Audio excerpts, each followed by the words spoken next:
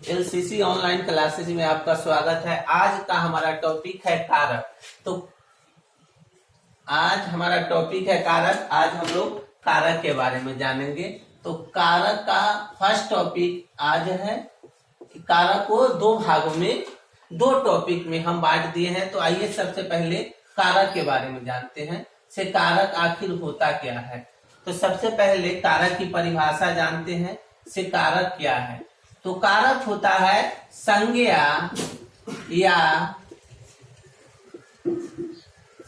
या सर्वनाम के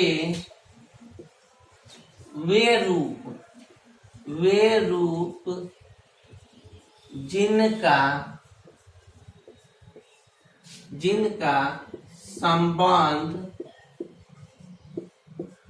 जिनका संबंध क्रिया से होता है,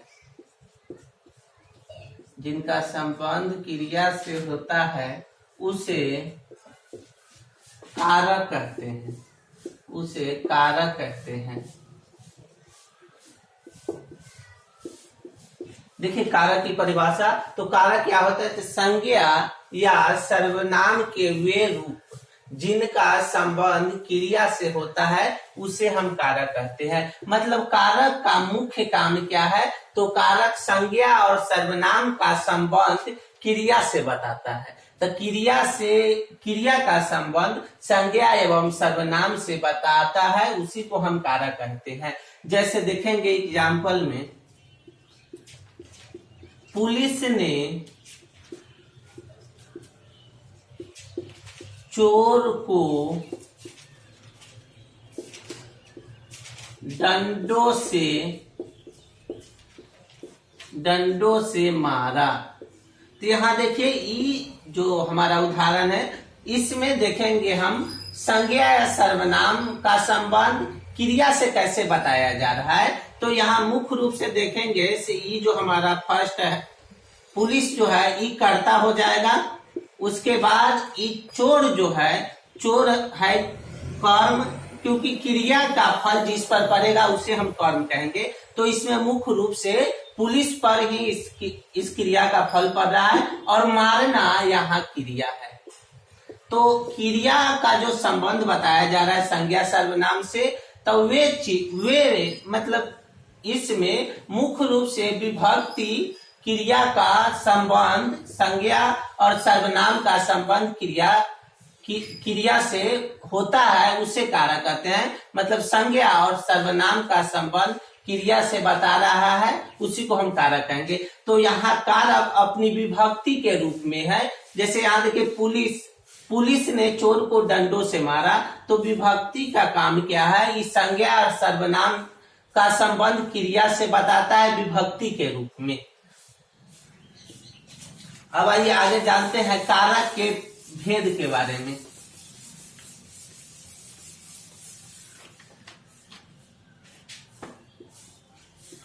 कारक के भेद हमारा टॉपिक है कारक का भेद। अब कारक के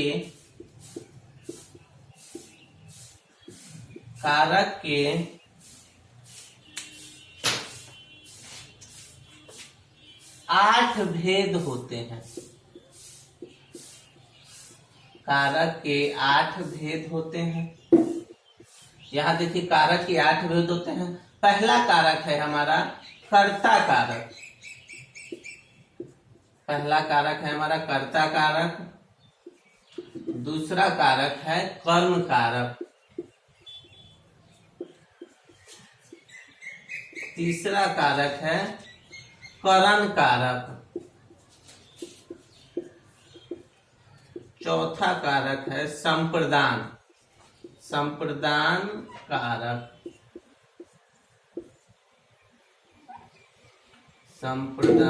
कारक। पांचवा कारक है हमारा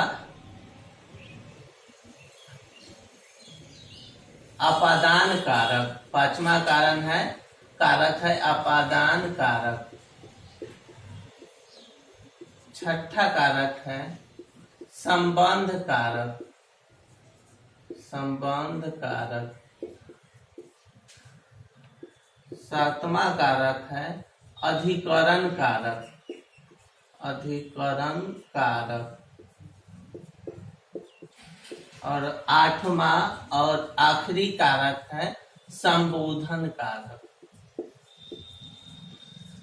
संबोधन कारक। देखिए, अब जानिए एक बार और हम लोग जान लेते हैं कारक के भेदों के बारे में। तो कारक के मुख्य रूप से 8 भेद होते हैं। पहला कारक है हमारा कर्ता कारक, दूसरा कारक है कर्म कारक, तीसरा कारक है करण कारक, चौथा कारक है संप्रदान कारक, पांचवा कारक है अपादान कारक, छठा कारक है संबंध कारक, सातवां कारक है हमारा अधिकरण कारक और आठवां कारक है संबोधन कारक। तो कारक मुख्य रूप से 8 होते हैं। सबसे पहला कारक है कर्ता कारक, दूसरा कारक है कर्म कारक, तीसरा कारक है करण कारक, चौथा कारक है संप्रदान कारक, पांचवा कारक है अपादान कारक, छठा कारक है संबंध कारक, सातवां कारक है अधिकरण कारक और आठवां कारक है संबोधन कारक। अब आइए अब आगे कारक के विभक्ति के बारे में जानते हैं। से कारक के चिन्ह कितने होते हैं, किस कारक का कौन सा चिन्ह होगा। अब देखिए कारक की विभक्ति। कारक की विभक्ति। देखिए कारक की विभक्ति, पहला कारक है, एक साइड में हम लिखेंगे कारक और दूसरे साइड में विभक्ति, मतलब किस कारक की कौन सी विभक्ति है। तो पहला कारक है हमारा कर्ता कारक। पहला कारक है हमारा कर्ता कारक और कर्ता कारक का विभक्ति होता है ने। दूसरा कारक है हमारा कर्म कारक, तो कर्म कारक का विभक्ति होता है को। कर्ता कारक का विभक्ति है ने, कर्म कारक का विभक्ति है को और तीसरा कारक है हमारा करण कारक और करण कारक का विभक्ति होता है से। कभी कभी इसका विभक्ति के द्वारा भी होता है और के साथ भी होता है। तो करण कारक का जो विभक्ति है वो 3 विभक्ति है। यहाँ देखेंगे हम लोग करण कारक की विभक्ति। करण कारक की 3 विभक्ति है, से, के द्वारा और के साथ। चौथा कारक है संप्रदान कारक।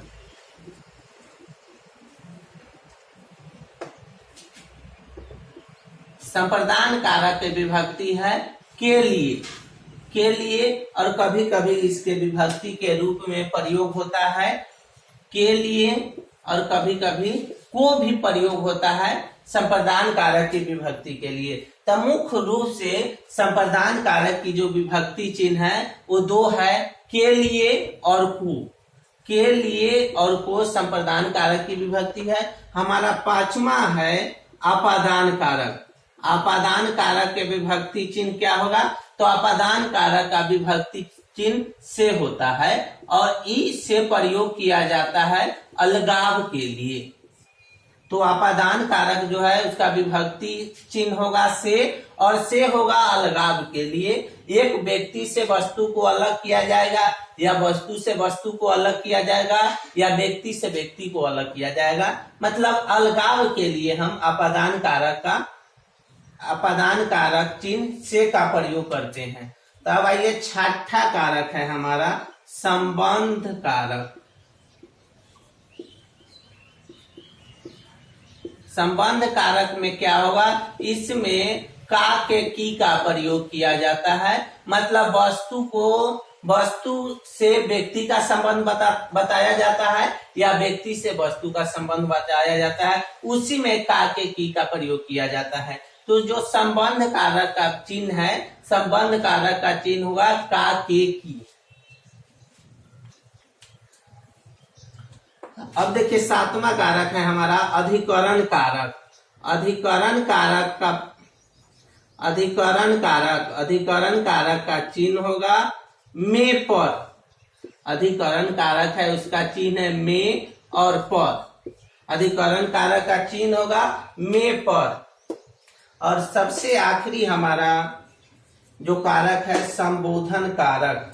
तो संबोधन का अर्थ नाम से ही पता चल रहा है, किसी को बुलाया जाएगा या पुकारा जाएगा, उसी को हम संबोधन कारक कहेंगे। जैसे यहाँ पे देखिए, हे, अरे, हो, ये सब है संबोधन कारक के विभक्ति चिन्ह।